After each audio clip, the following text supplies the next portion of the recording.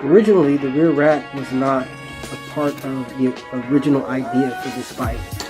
However, the battery wasn't going to fit where the center console is, so I had to resort to buying a rear rack. The problem with the rack was the security, until I found this piece lying around in my junk pile. Here's a shot of how I had it mounted before.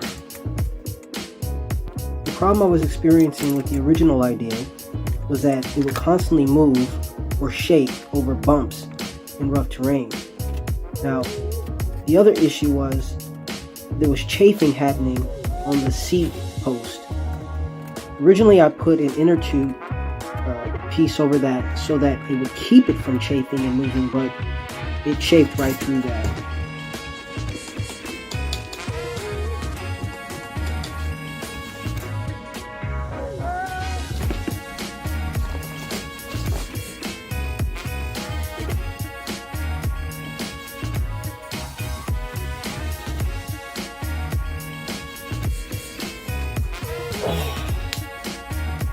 So what do you think?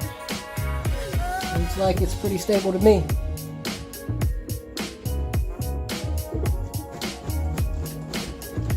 Yes, that's great. Alright, first one done. Alright, so to do this, I'm gonna have to find something to lean the bike against since I'm getting ready to take the kickstand apart. What I found was, I got this old tool case that I use, or toolbox that I use for a step stool, a bunch of other things, and it works perfectly. Just roll back the bike pedal a little bit to fit it, and then for this front pedal, once I kick the stand off, it'll want to wobble to the other side, so I'm going to take a piece of wood and just kind of stiffen it up under that bike pedal.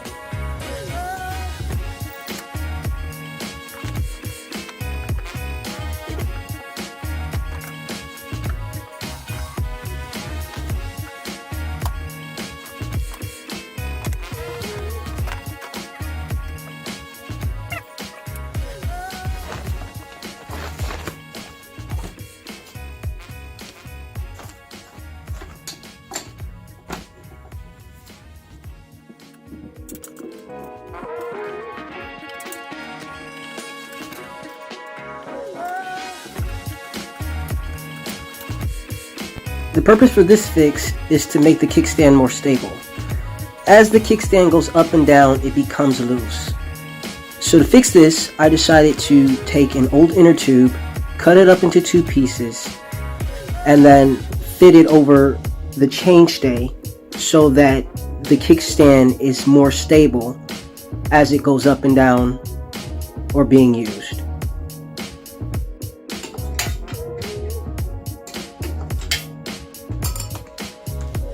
Dirty.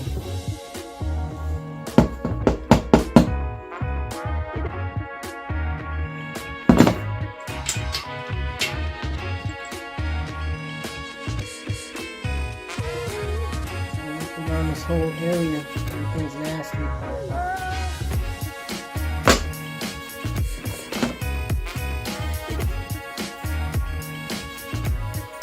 So, off the top, I can tell that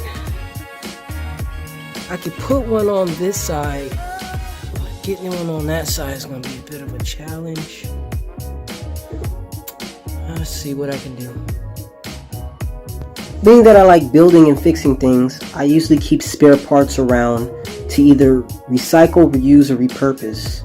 So here's an old inner tube that I cut up in two pieces, then I'll cut it in half so that it fits around the chainstay.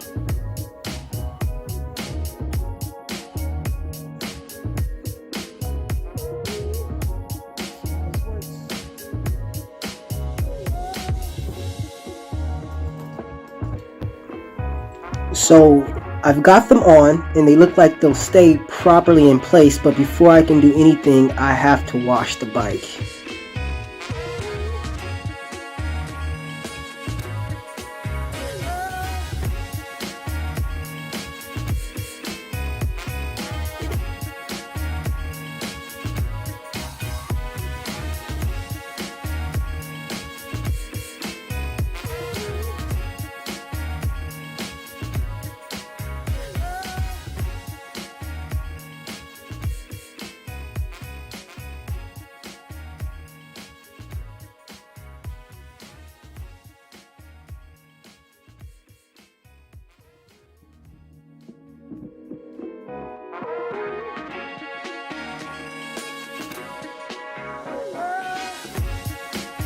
Alright, so there it is. It's all covered in the inner tube casing on both sides, and let's give a shot from the underneath.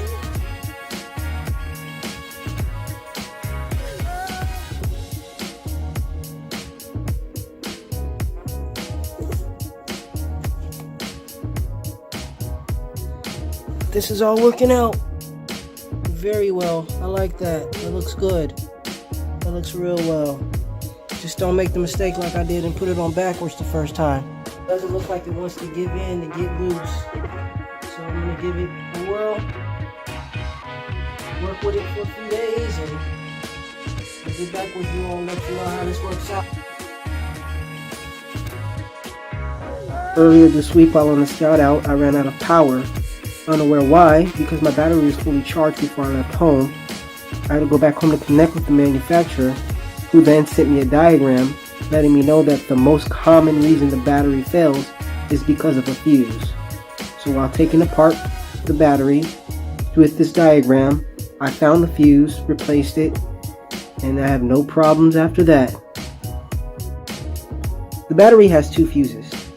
A 50 volt, which powers the discharging fuse, and a 10 volt, which powers the charging fuse.